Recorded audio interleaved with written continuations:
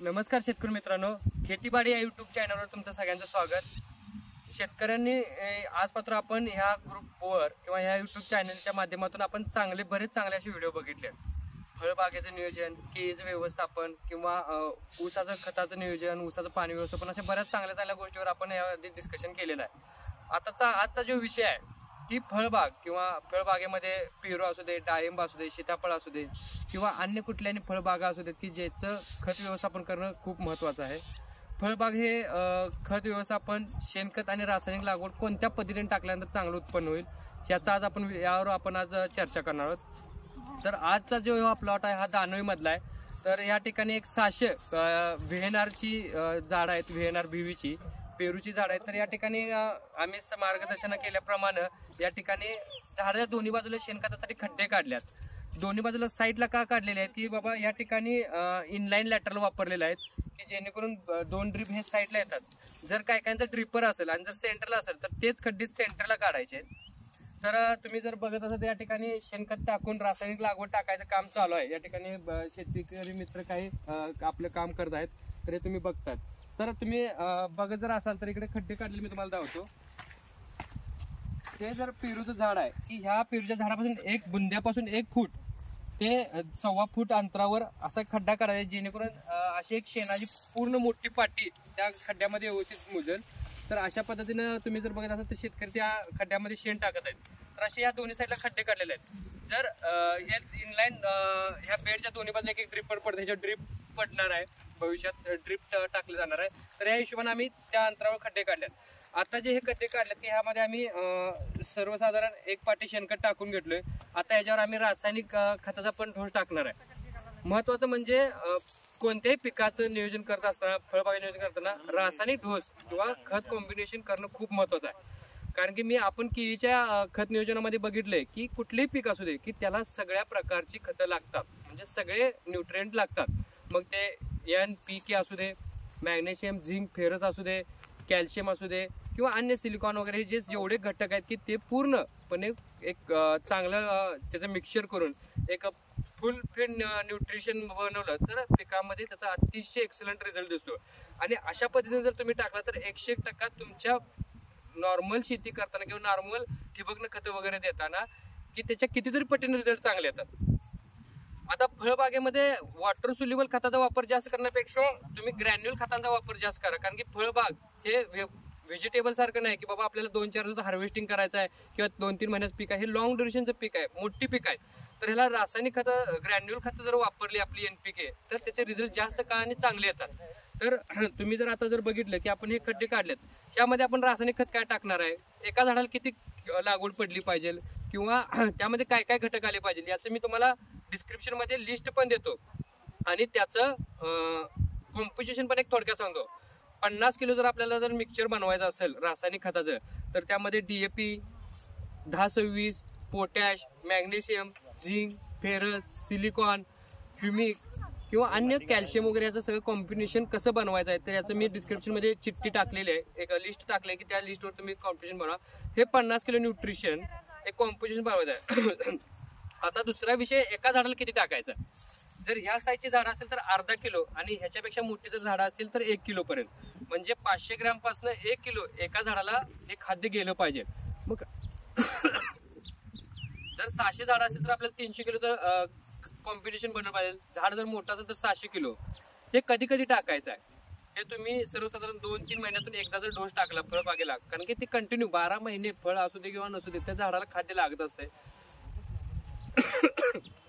तर आपल्याला 12 महिने याला खाद्य द्यावे लागणार आहे। तर हे खाद्य नियोजन करत असताना की आता आम्ही याला एक अर्धा किलो एका झाडाला, म्हणजे ह्या खड्ड्यामध्ये 250 ग्रॅम आणि तिकडच्या खड्ड्यामध्ये 250 ग्रॅम असं खत नियोजन करणार आहोत। तर तुम्हाला मी केलेलं मिक्सचर कसं टाकायचं हे दाखवतो।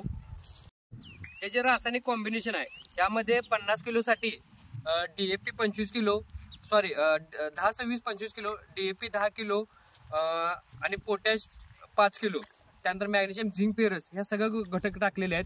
त्याची मी डिस्क्रिप्शन मध्ये लिस्ट मगाशी सांगितल्याप्रमाणे दिलेली आहे। तर हे कसं टाकायचं, आता हे जे आम्ही जे माप आहे हे अर्धा किलोच्या ह्याच्यामध्ये अर्धा किलो रासायनिक लागवड बसेल असं हे माप केलेलं आहे। आता हे जे माप आहे हे रासायनिक लागवड घेताना याचा अर्धा किलो माप घेतल्यानंतर या बाजूला एक 250 ग्रॅम पडेल असं आणि इकडच्या खड्ड्यामध्ये त्या शेणखतावर 250 ग्रॅम पडेल असं ही रासायनिक लागवड आहे. ही रासायनिक लागवड टाकल्यानंतर साधारण हे मुजवून घ्यायचं असं आणि ह्याच्यावर माती किती ढकलायची आहे. माती अतिशय पूर्ण खड्डे मुजवायचे नाहीत. माती फक्त साधारण थोडीशी वरल्यावर टाकायची. फक्त आपण माती आड केल्यागत करायचं आहे. म्हणजे ह्याच्यावर जेव्हा आपलं लॅटरल पडेल तेव्हा ह्याच्यावर पाणी जाईल. त्यानंतर त्याच्यामध्ये हवा पण खेळती राहील. म्हणजे हवा, पाणी, माती या सगळ्या कॉम्बिनेशननं त्याचं त्या शेणखताचा किंवा रासायनिक खताचा जो रस आहे किंवा जो आपला त्याचं एक्स्ट्रॅक्शन निघणार आहे ते हवा खाली मुरत राहील आणि त्या झाडांना पिकांना लागू होत राहील. तर अशा पद्धतीने जर आपण शेणखत किंवा रासायनिक खत टाकली तर 100% 100% आपण दिलेली खतं किंवा जे शेणखत आहे तर पिकांना पूर्ण मिळणार आहे. याचा फायदा आपल्याला उत्पन्नामध्ये दिसणार आहे. त्या बाजूचा असला खड्डा जर बघितला तर अशा पद्धतीने शेणखत टाकल्याच्या लॅटरल येणार आहे. ते फक्त जरासं हात हलवून जर माती आड केलं आणि ह्याच्यावर थोडीशी साधारण माती अशी टाकली आहे. एवढीच माती टाकायची, लय माती टाकायला जेणेकरून काय होतं हवा खेळत राहिली पाहिजे.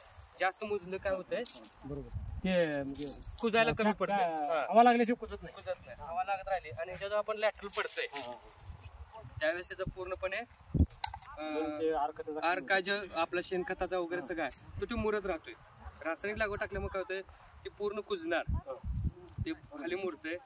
त्यानंतर ना त्याच्यात ह्युमस वगैरे तयार होऊन सगळे NPK त्यात आपण दिलेले आहेत तर सगळं लागते. ह्याची जी वाढ आहे आता ह्याची जी कटिंग घेतल्यानंतर फुटवा आहे ते पेरूची शायनिंग महत्वाचं म्हणजे आपल्या चवीमध्ये अतिशय एक्सलंट रिझल्ट दिसणार.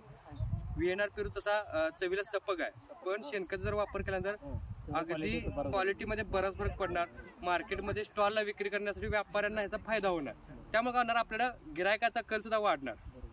जेव्हा आपलं पूर्ण खत नियोजन एक चांगल्या पद्धतीने होतंय त्यानंतर काय होतंय की पिकाची एक चांगली वाढ झाली तर पिकावर कमतरता, रोग, कीड या कुठल्याही डिफिशियन्सी दाखवत नाही.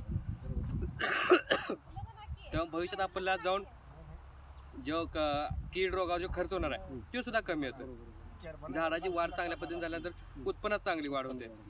तर हे चवीला क्वालिटी निघाल्यामुळे व्यापाऱ्यांचा सुद्धा आपल्याला राहतो. म्हणजे ओव्हरऑल जे आपल्याला जे स्टेप बाय स्टेप करावं लागतं त्या गोष्टी केल्यानंतर आपल्याला पुढे होऊन जो आपल्याला अडचण येणार नाही त्या कुठल्याही अडचणी येणार नाही. पूर्ण करणे त्यामुळे प्रिव्हेंटिव्ह तुम्ही आपण सगळी काळजी घ्यायची. आपण काय करतोय की बागाला फळ धारणा झाली, फळ आली की मग काय सोडून काय नको करतोय त्यावेळेस त्या पिकाला काय उपयोग होत नाही. कारण की एकतर माल लोड असतोय, कीड रोगाचा पडतोय, विकनेस यायला चालू होतोय.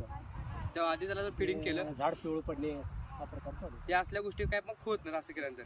आणि आता हे असं केल्यानंतर तुमचं चालू ठेवायचं. आता ह्याच्यावर कधी काढून टन वगैरे उडत ते काढून घ्यायचं. परत महिना 1.5 महिन्यानं खुरप्यानं परत तुम्ही जर नुसती असं हलवलं जाऊन घ्यायचं. म्हणजे आणि जरा रासायनिक लागवडीकडे लगेच क्लिअर होते. हे परत लॅटरल सेट करून ड्रिपनं पाणी चालू करा. माल चालू पात्र आपल्याला कुठल्याही प्रकारचं वॉटर सोल्युबल द्यायची आता काही गरज नाही. हे असं कॉम्बिनेशन फळबागेला छाटणी करायच्या आधी, छाटणी करायच्या आधी टाकल्यानंतर छाटणी झाल्यानंतर 1-2 महिन्यानंतर हे 2दा जर आपण कॉम्बिनेशन जर दिलं तर कुठलीही लागवड सोडायची गरज पडत नाही. कारण की आपण सगळे घटक विथ शेणखत म्हणजे शेणखताबरोबर देतोय त्यामुळे त्याचा वापर हा चांगला होतोय. तर शेतकरी मित्रांनो अशा पद्धतीनं फळबाग असू दे किंवा कुठलेही आपण शेती करत असताना खत नियोजन हे अतिशय महत्वाचं आहे. मी आज पेरूमध्ये कसं खत नियोजन करायचं झालं याच पद्धतीने तुम्ही डाळिंबामध्ये करू शकता, द्राक्षाला करू शकता, सीताफळ आलं किंवा आता आपल्याला बऱ्याच नवनवीन लिंबूची शेती आहे. बऱ्याच पद्धतीने शेतीचा फळबागेच्या शेतकऱ्यांचा कल वाढलाय. तर या पद्धतीने 2दा जर तुम्ही खत नियोजन केलं तर अतिशय चांगले तुम्हाला रिझल्ट येतील आणि तुमचा भविष्यात होणाऱ्या ज्या प्रॉब्लेम्स आहेत त्याच्या आधीच आपण काळजी घेतल्यासारखं होईल. त्यामुळे आपल्याला मालात पण वाढ बसेल आणि पुढच्या कामाचं मध्ये आपल्याला थोडंसं खर्चामध्ये पण बचत होऊन कुठल्या कामाला दुसरी कामं करण्यासाठी आपल्याला वाव मिळेल. तर आजचा व्हिडिओ इथंच थांब्या. हे चॅनल ज्या शेतकऱ्यांनी सबस्क्राईब केलं असेल त्यांनी सबस्क्राईब करा. तुमच्या शेतकरी मित्रांना हे व्हिडिओ शेअर करा आणि व्हिडिओ आवडला असेल तर लाईक करा. धन्यवाद.